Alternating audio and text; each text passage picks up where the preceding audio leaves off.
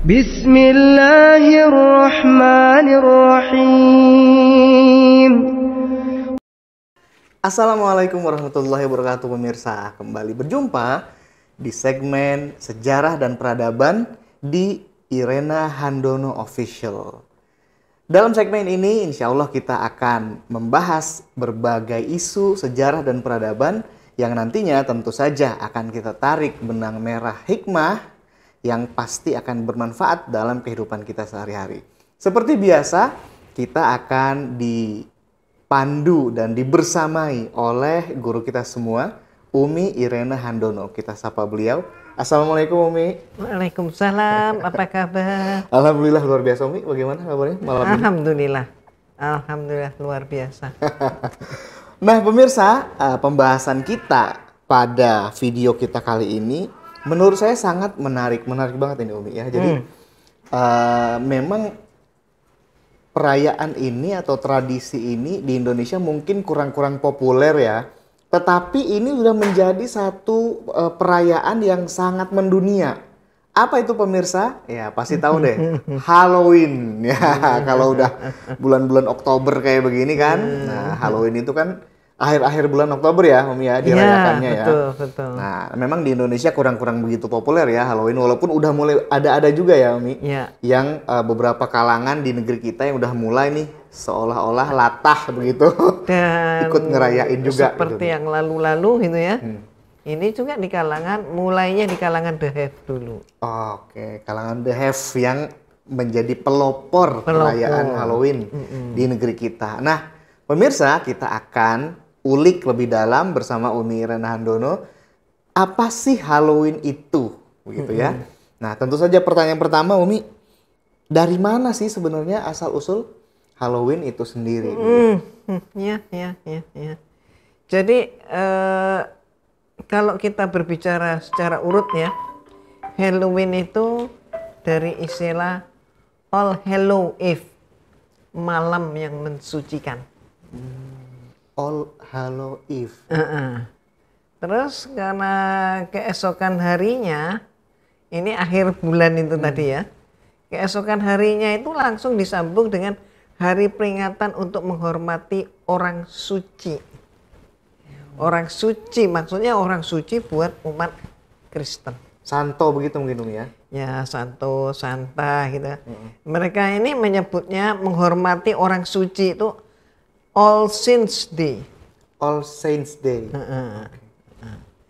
Nah, salah satu cerita yang beredar dari mulut ke mulut dulu, ya, dari barat sampai ke negeri kita. Jadi Halloween itu diperkenalkan oleh bangsa Celtic. Ya, Celtic, ada yang bilang Celtic, ada Celtic. Itu dari Irlandia. Oh, Irlandia pemirsa.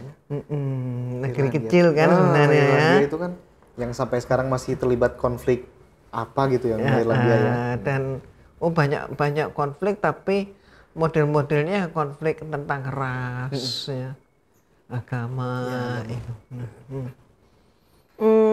Mereka ini tadi kan Isa bilang akhir Oktober tepatnya tanggal 31 Oktober. 31.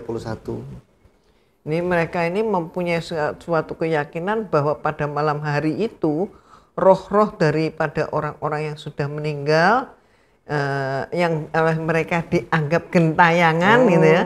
Jadi pas tanggal 31 itu berdatanganlah roh-roh orang yang sudah meninggal. Ini roh itu bergentayangan. Keinginannya apa? Masuk ke tubuh manusia. Nyurup gitu ya. Iya. Gitu. Terus habis itu kalau mau dikaitkan lagi bisa nih. Karena berkaitan memang. Apakah kalau ditanyakan misalnya tentang Halloween apa hubungannya dengan pemujaan setan? Nah itu dia. Nah ini ya. Ada pasti berhubungan ya. Seperti apa itu? Jadi para pemuja setan itu kalau kita sebut dengan istilah umumnya sekarang ini disebut satanis. Satanis ya. Satanis ini menganggap Halloween itu sebagai salah satu perayaan yang menurut mereka paling penting. Ada apa namanya mereka sebut sebagai satanik. Malah ada buku gitu ya, yang apa namanya kitab suci lah gitulah ya. Kitab suci yang dianggap suci oleh umatnya ya tentu ya. Itu Satanic Bible. Sampai ada Satanic Bible. Selama ini kan ya kalau saya sama pemirsa semua tentunya ya mengetahui Bible kan kitab suci orang Nasrani tuh. Tapi ada Satanic Bible. Satanic Bible. Berarti Bible setan dong ya. Aneh. Bagaimana bisa itu pemirsa? Firman Tuhan, tapi kaum setan. Gitu. Lah itu gimana? Ini pengarangnya itu Anton LaVey. Ya, dia menulis seperti ini. Umi teringat tentang Isa tadi menanyakan ya. Jadi ada dua perayaan yang dipahami di dunia Kristen ya. Yang satu adalah ulang tahun, dan yang kedua adalah justru hari raya Satanik, bahkan yang dianggap utama. Walpurgisnacht itu 1 Mei. Dan satunya adalah Halloween. Ini saya lagi yang pertama adalah ulang tahun ya, jadi pesta-pesta ulang tahun. Yang kedua ini Walpurgisnacht. Jadi itu 1 Mei ya. Terus kita bicara yang Halloween ini dan Halloween. Jadi kembali lagi si tokoh ini si Anton LaVey. Dia itu pendiri gereja Satan. Dia mengatakan begini. Wah ini apa nih kok? Ini salah satu sedikit dari isi si Satanic Bible itu mungkin ya? Iya. Jadi ini penulisnya kan. Oke. Dan dia mengatakan begini. Aku senang bahwa orang tua Kristen membiarkan anak-anak mereka menyembah Satan. Setidaknya 1 malam dalam setahun. Ya, pada Halloween berarti memang dibuat ya. Jadi jelas kan bahwa Bible Satanik itu ya memang Bible yang dibuat oleh kelompoknya Anton LaVey ini. Yang menyembah setan. Kalau sekarang misalnya siapa yang terkenal? Ada bintang film perempuan? Madonna. Madonna. Ternyata penyembah setan. Itu sebenarnya saya cukup penasaran juga ya tentang penyembah setan kayak begitu. Jadi memang yang mereka harapkan, yang mereka inginkan, atau kemudian ritual-ritual yang mereka lakukan gitu ya, terkait dengan penyembahan setan itu seperti apa sih begitu? Kalau seperti apa itu sebenarnya di YouTube juga banyak ya. Coba aja di googling juga bisa nanti ketahuan. Mereka ini umumnya memakai musik-musik, makanya ada yang dikatakan musik setan segala macam itu loh. Ya, yang gimana musik setan itu? Yang musik setan itu adalah musik-musik yang intinya sampai membuat orang itu tidak sadar diri. Musik bisa berefek seperti itu ya, Umi? Bisa, apalagi kalau dibantu dengan yang haram-haram itu. Minuman keras, ya. Terus kemudian bahkan mereka punya member. Mereka punya member, itu bisa dilihat deh di ini YouTube. Mereka punya member dan kadang seringkali mereka melakukan seleksi member. Jadi siapa yang bisa masuk member itu antara lain yaitu orang yang mampu antara lain membunuh ayam ya, bukan dipotong tapi dipelintir. Terus habis itu dimakan di atas pentas itu dimakan. Jijik banget itu. Sampai ya gimana ya? Ya sampai segitu. Segitunya ya. Ya Allah. Tidak terbayangkan ya. Melakukan perbuatan seperti itu ya. Gitu pemirsa. Dan mereka cukup apa ya? Kalau Umi bilang sih cukup tertutup juga ya. Ya walaupun mereka menarik kaum muda sebanyak mungkin, tapi kalau dipertanyakan sebenarnya apa sih mau mereka? Kalau mau mereka itu apa? Kalau Umi ditanya seperti itu ya sebenarnya maunya ya ingkar aja. Mengingkari Tuhan mungkin gitu. Ingkar aja. Ya itulah ya. Apa yang mereka dapatkan dari menyembah setan itu. Ya itu. Hanya ingin ingkar. Ingkar dan terkenal dengan ingkarnya. Aduh, Allah Akbar. Ya berarti dia bangga ya mungkin dengan kekufuran dan keingkarannya. Nih saya nyembah setan loh mungkin gitu. Ya, mungkin. Makanya balik lagi sampai kepada misalnya ada yang namanya ramuan setan gitu. Ya nama-nama Ya, makanan. ngapain gitu. Ngapain gitu loh. Tapi memang mereka itu ada rasa kebanggaan. Kaum itu, kelompok itu ada rasa kebanggaan. Ya, jadi kan sudah apa ya? Cara berpikir yang berbeda gitu ya. Oh, Masya Allah. Nah, jadi pemirsa, Halloween memang berasal dari awalnya adalah tradisi bangsa Celtic itu yang mana mereka mempercayai bahwa pada malam itu segala arwah, segala setan, segala roh ya, itu bergentayangan dan nyari manusia yang bisa disusupin gitu. Oh. Lantas apa hubungannya Uni sama mereka pakai yang serem-serem gitu, kostum-kostum? Jadi berawal juga dari pemahaman bahwa penyakit itu datangnya dari setan. Jadi berarti orang sakit adalah orang yang diganggu oleh setan. Nah, bagaimana kemudian untuk menghilangkan penyakit? Bagaimana untuk menghilangkan setan itu? Itu kan ya. Jadi berarti menghilangkan penyakit atau mengusir setan menurut pemikiran mereka haruslah bisa menakut-nakuti setan supaya setannya takut sama manusia. Oke. Iya, jadi makanya pakai kostum yang serem. Yang serem. Jadi nanti serem-sereman antara setan itu tadi yang beneran di setan itu sama manusia yang berkostum setan. Jadi lombanya adalah lomba serem-sereman. Serem-sereman. Iya. Siapa yang jadi ya memakai kostum yang serem untuk membuat setan-setan ketakutan. Dan arwah-arwah itu ketakutan sehingga mereka pergi begitu. Pergi. Jadi nggak mau masuk. Zaman itulah ya. Zaman itu jadi masih berbentuk apa ya?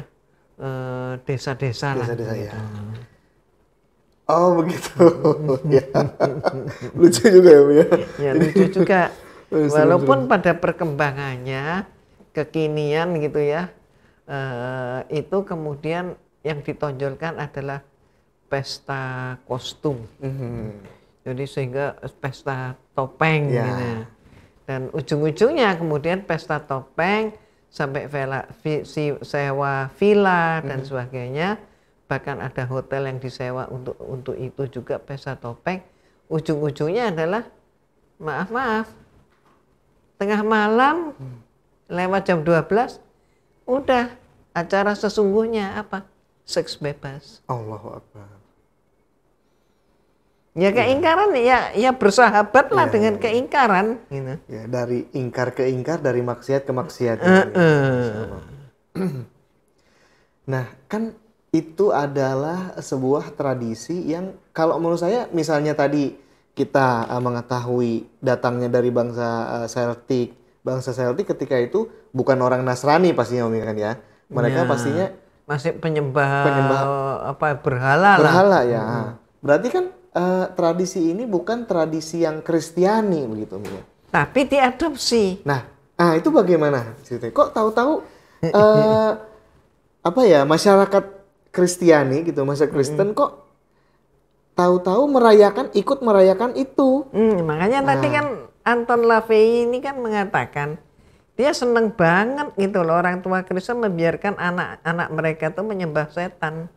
Setidaknya sekali dalam setahun itu ya, sebagaimana yang tadi disebut ya. Jadi gimana ya? Memang berangkat dari suatu aturan yang sangat longgar gitu ya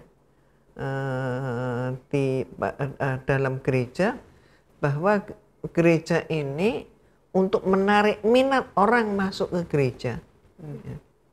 Dan mereka ini kan memang menyebar ke seluruh dunia untuk mengkristenkan dunia.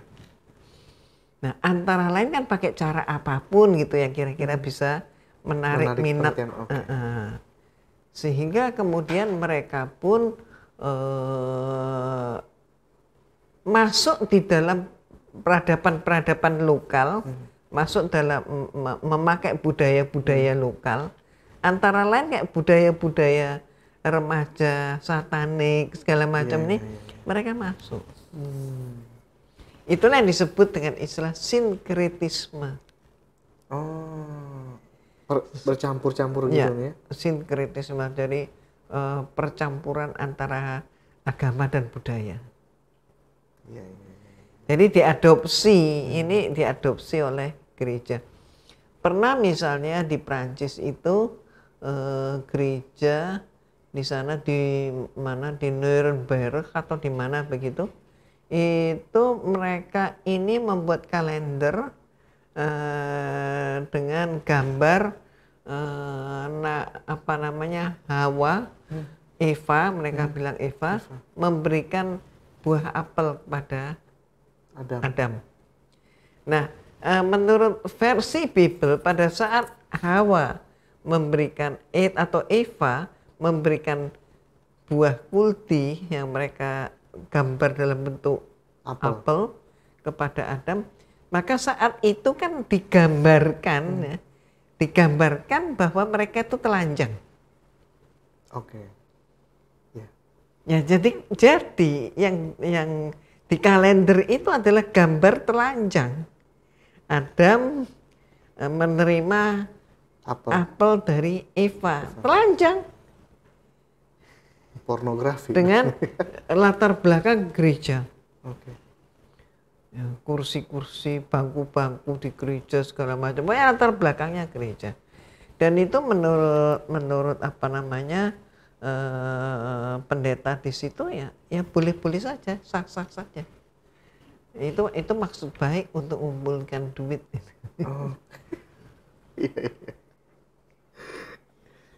Tapi Umi, ini saya penasaran ya, apakah tidak pernah ada gitu Umi dari kalangan gereja sendiri yang kemudian menyadari ya bahwa lah ini kan awal mulanya bukan dari tradisi gereja nih, ini kan tradisi paganis ya kan, tradisi penyembah berhala.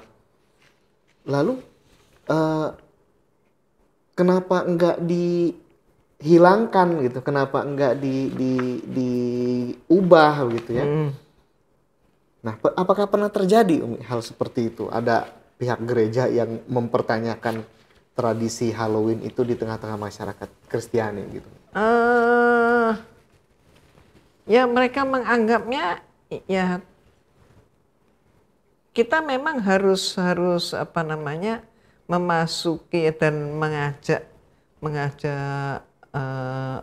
masyarakat yang sudah juga menggunakan budaya-budaya itu, dan kemudian tujuan mereka katanya juga untuk menyadarkan remaja atau apa gitu ya. Tapi seperti itu tadi kata daripada Anton LaVey mengatakan bahwa ya dia sangat gembira karena anak-anak Kristen itu minimal 1 tahun 1 kali sudah merayakan setan mereka. Wah, ngeri ya kalau kita sebagai Muslim ya pemirsa, ini tentu saja satu hal yang sebenarnya sangat membahayakan Iya. gitu bagi akidah, Nah, bagi keimanan kita gitu ya. Nah, tapi kelihatannya umat Kristiani di berbagai belahan dunia tidak menyadari hal itu kelihatannya mungkin gitu ya. jadi kalau kita kan sudah jelas ya bahwa kalau engkau menyerupai suatu kaum maka engkau masuk dalam golongan kaum itu. Intinya. Sehingga ya jelas kita tidak boleh ya. Ya boleh kan. Tapi kalau gereja ya, misalnya pakaian-pakaian yang ada di apa namanya kebaktian atau apa misa itu kan kadang ada jubah yang mirip dengan pakaian Romawi. Ya. Tapi kan kemudian masuk ke Indonesia ada yang kemudian mengubahnya jubahnya itu dengan motif-motif dibarengin dengan motif-motif batik gitu. Yeah. Nah itu misalnya salah satu contohnya. Jadi kemudian diadopsi budaya-budaya lokal itu diadopsi. Jadi kalau di Kristen mungkin sinkretisme itu tidak begitu dipermasalahkan mungkin. Tidak dipermasalahkan. Malah diadopsi. Ya misalnya saja kalau kita berbicara tentang apa namanya kaum Melambai gitu, kaum Kemayu. Kaum Kemayu kan juga punya Bible. Bible khusus kaum Kemayu. Oh, itu antara lain isinya seperti apa itu, Mi? Apakah sama dengan Bible kebanyakan atau ada? Ya, kenapa kok ada tersendiri? Iya, itu. Itu nampaknya juga ada kecenderungan sesuai dengan siapa yang membuat gitu. Siapa itu yang membuat ini? Ya, kaum Kemayu itu. Jadi berarti kan berpihak, ada keberpihakan terhadap kaum Kemayu. Jadi teruskanlah perbuatan kalian itu gitu ya. Salah satu isinya gitu ya. Iya. Wah, Masya Allah sekali, luar biasa Umi. Nah itu.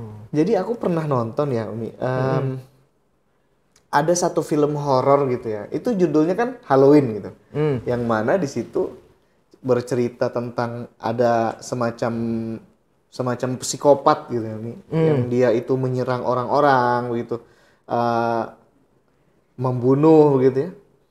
Nah, apakah ya kan biasanya film juga ada latar belakang faktualnya ya? Yeah. Apakah mungkin pernah ada Umi bahwa Halloween itu membawa semacam dampak yang mengerikan gitu mungkin ya bagi masyarakat misalnya gitu?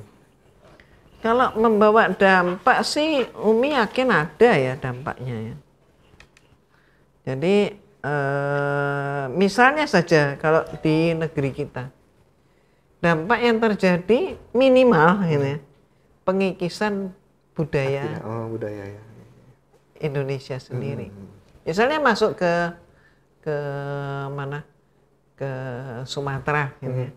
Ya berarti akan terjadi pengikisan terhadap budaya Minang misalnya atau budaya Batak ini ya. Atau misalnya budaya Jawa atau budaya Papua. Itu pasti. Ya apalagi ini kan kayak seru. Apalagi kostumnya gitu ya. Apalagi kan sebagaimana kita ketahui bersama bahwa kaum muda bangsa kita ini kan paling mudah dirayu oleh budaya-budaya barat. Mudah membebek lah gitu.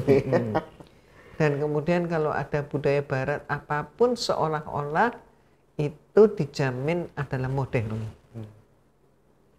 Dan segala sesuatu yang modern itu konotasinya bagi kaum muda, kaum remaja adalah itu sesuatu yang positif.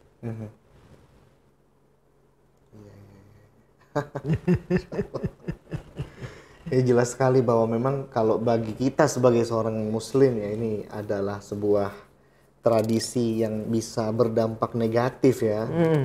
Mengikis akidah kita dan bahkan mungkin ya bisa bisa berpotensi juga membuat kita murtad dari Islam. Kira-kira bisa begitu nggak, Umi? Bisa.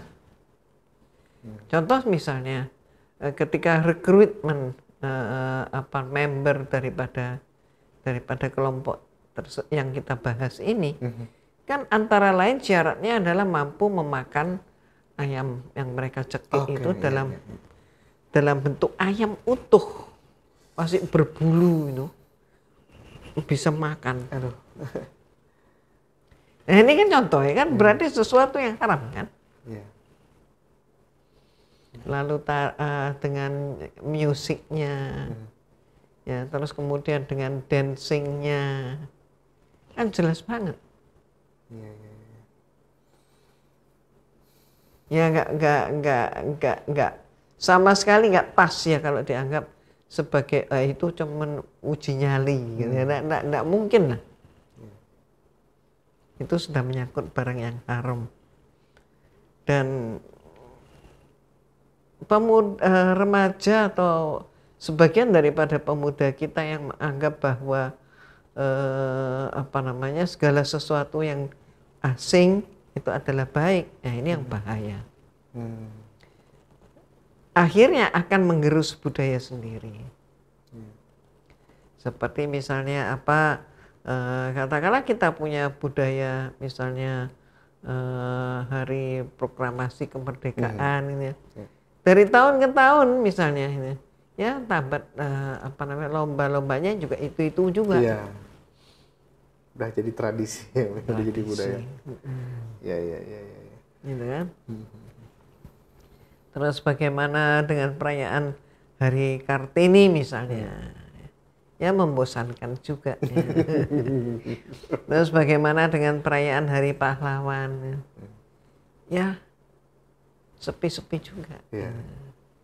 Nah, sehingga karenanya Umi membahasakan kadang-kadang memang masyarakat itu bisa terkecoh. Ini masalah branding. Contoh begini, ini ada kacang kualitas nomor 3. Kacang udah lama, nggak laku. Kualitas nomor 3.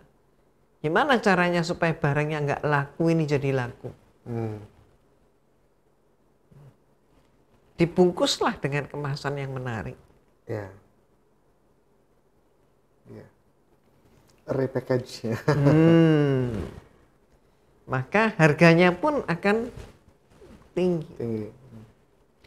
Ya sebenarnya kan itulah yang terjadi di masyarakat saat ini. Ya. Dan kadang-kadang betul juga itu yang dikatakan oleh nyanyian. Tai kucing rasa coklat. Jadi orang sampai nggak bisa membedakan. Iya. Masya Allah. Ini berarti generasi kita kaum muslimin berada dalam ancaman yang sebenarnya sangat besar dan sangat membahayakan, tapi banyak juga yang tidak menyadarinya gitu.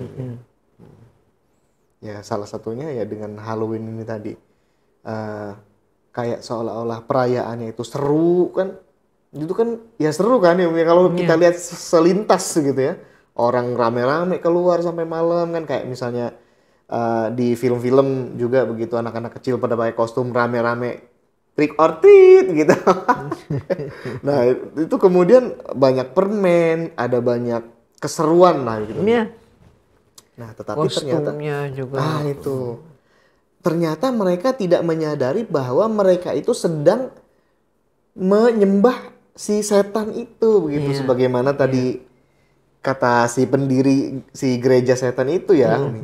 Padahal mereka sedang, nah tapi kan ya mereka kan sedang seru-seruan aja. Nah itu di sisi mana melakukan penyembahan terhadap setan itu, di sebelah mananya itu, Mi? Kalau suatu pernyataan resmi yang menyatakan ini adalah acara penyembah setan, nggak ada. Iya betul. Ya, Iya iya iya. nggak ada. Dari awal sampai akhir ini acara resmi penyembah setan. Kamu penyembah setan nggak ada. Iya betul betul. Pasti ya terselubung ya. Terselubung kan. Iya iya iya. Ya walaupun kelihatannya kayak seru dan kan nggak ada juga kan. Wilayah nggak ada kan begitu kan. Ada. Ya sekedar orang main dengan kostum. Ya, itu tapi yang justru ada. di situlah ya. Di situ itulah esensi penyembahan setan itu. Saya juga Dengan ada cerita. cingkrak-cingkraknya. Nari-nari gitu ya. Jadi ada salah seorang teman muslim udah berkeluarga juga. Jadi dia bawa keluarganya tinggal di Inggris gitu. Yang mana ya itu kan negara barat yang kemudian juga sangat fasih dengan budaya Halloween itu. Nah, pastilah di Inggris setiap tanggal 31 Oktober itu merayakan Halloween ya. Nah, makanya dia sempat membagi pengalamannya gitu nih. Ya, jadi ketika orang lagi pada rame Halloween itu, dia kayak nggak ada orang di rumah. Nggak keluar sama sekali katanya. Kemudian segala lampu dimatiin, kayak nggak ada Kota orang mati. sama sekali. Iya begitu. Nah, sebab ya jangan sampai misalnya mungkin nanti tetangga-tetangganya dia yang orang barat begitu, kemudian datang ke rumahnya minta trick or treat begitu, kemudian dia bukain. Nah, dia berhijab, pakai kerudung, pakai hijab. Lah, malah ngasih permen gitu kan. Iya. Sama juga dengan mendukung ya tradisi itu, kata kawan ini yang tinggal di sana begitu. Ya, jadi memang proses penyembahannya ya tidak sampai orang sujud-sujud depan setan, enggak begitu lah ya.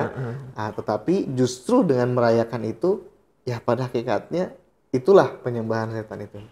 Jadi betul-betul halus ini ya pemirsa, satu perayaan yang sangat identik dengan kekufuran, gitu, tapi dibalut begitu ya.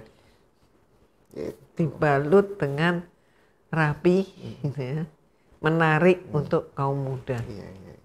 Persis seperti yang tadi sempat Umi sebut juga, packagingnya ya, dibungkus kembali dengan rapi, brandingnya juga Om ya, sehingga ya banyak orang tertarik untuk mengikutinya karena seru itu tadi. Wah, Masya Allah pemirsa, luar biasa sekali ini cerita kita ya kali ini.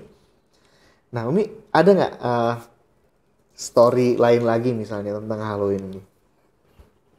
Tentang Halloween ini, karena kemudian dalam perkembangannya ada juga yang memahaminya sebagai pesta topeng, ya. Maka kemudian terjadilah pergeseran.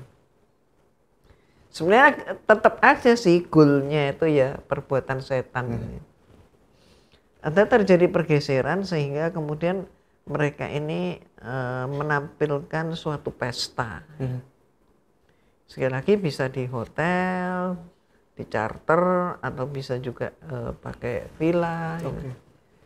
Mereka datang dan kemudian perempuan masuk dari pintu perempuan, laki-laki masuk dari pintu laki-laki, dan kemudian mereka akan berganti kostum.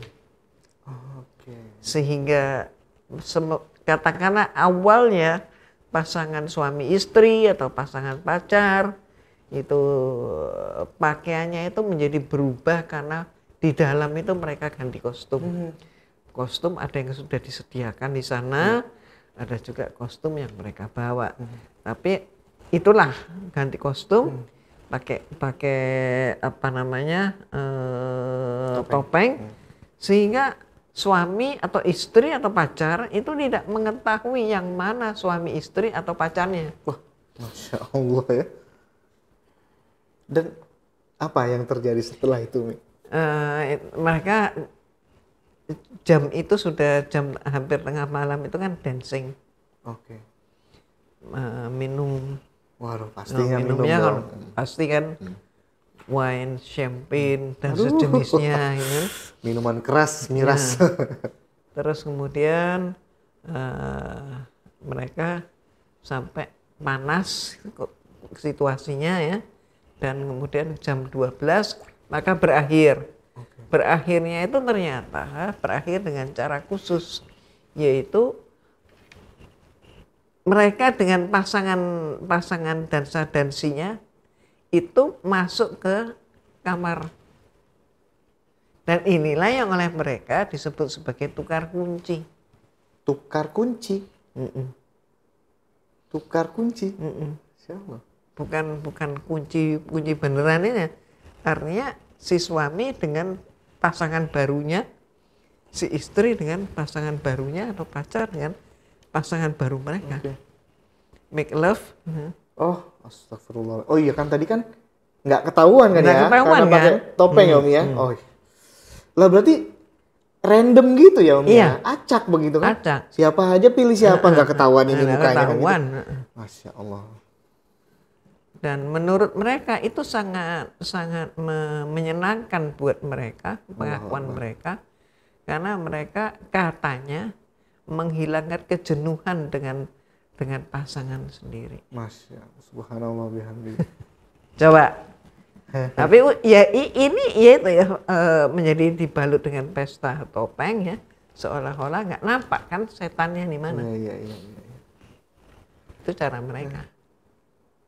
Jadi macam-macam lah. Jadi sekali lagi yang perlu kita tenggarai adalah acara-acara yang sudah jelas nggak benar itu dipadukan, digandengkan ya, dicampur dengan acara yang apapun ya, akhirnya nanti ujung-ujungnya ya maksiat. Pemirsa ini terus terang saya merinding. Merinding banget ini ya pemirsa, karena apa ya? Ya sebegitu apa ya kita sebut sebegitu ya mau dibilang bejat begitu ya Umi. Mau dibilang tidak berberi kemanusiaan ya. Ya itulah kalau misalnya yang menjadi dasar segala-galanya adalah hawa nafsu ya mungkin menjadi ya. Jadi kalau segala didasarkan pada penilaian itu karena hawa nafsu, ya mereka mengenal nanti ada hawa nafsu yang baik gitu. Ternyata ya begini begitu itu. Masya Allah, luar biasa. Pemirsa, alhamdulillah ini luar biasa sekali cerita kita tentang Halloween. Saya yakin ada banyak di antara kita yang belum tahu bahwa ternyata Halloween itu latar belakangnya seperti itu. Seperti yang tadi sudah diuraikan oleh Umi Irena secara panjang lebar. Nah, mudah-mudahan apa yang tadi sudah kita dengar bisa menjadi hikmah yang mendalam bagi kita dan membuat kita betul-betul waspada. Gitu, Umi. Betul. Dan masa muda itu nggak akan kembali kan? Jadi ketika seseorang itu masih dalam masa muda, syukurilah. Karena masa muda itu kalau sudah kita lewatkan, ya lewat aja, nggak bakal balik. Jadi janganlah kemudian memakai pemikiran selagi muda, kapan lagi kalau nggak berbuat maksiat. Gitu. Kalau sudah tua masa berbuat maksiat. Gitu.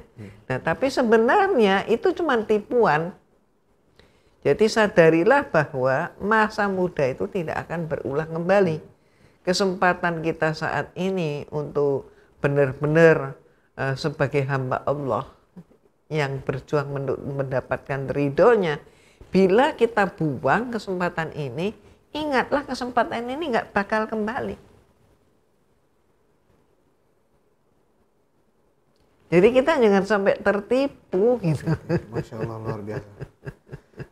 Pemirsa, nah nampaknya itulah dia closing statement kita untuk segmen kita kali ini. Betapa luar biasanya masa muda kalau dimanfaatkan untuk hal-hal yang membawa kebaikan dan dalam ketaatan kepada Allah Subhanahu wa taala. Jangan sampai kita menghabiskan masa muda kita untuk melakukan perayaan-perayaan seperti Halloween itu tadi. Karena jelas tidak membawa manfaat, syarat dengan maksiat, dan boleh jadi karena melakukan tradisi-tradisi dan perayaan seperti itu, akidah kita lepas dari badan kita. Na'udzubillah min zalik. Terima kasih banyak Umi atas story Sama-sama. tentang Halloween pada segmen kali ini. Insya Allah akan kita susul dengan story-story dari sejarah dan peradaban berikutnya. Demikian, yang benar datangnya dari Allah Subhanahu wa taala, yang salah tentunya dari kami sebagai manusia yang dhaif, penuh dengan salah dan khilaf. Bila taufiq wal hidayah, wassalamualaikum warahmatullahi wabarakatuh. Waalaikumsalam warahmatullahi wabarakatuh. Terima kasih banyak.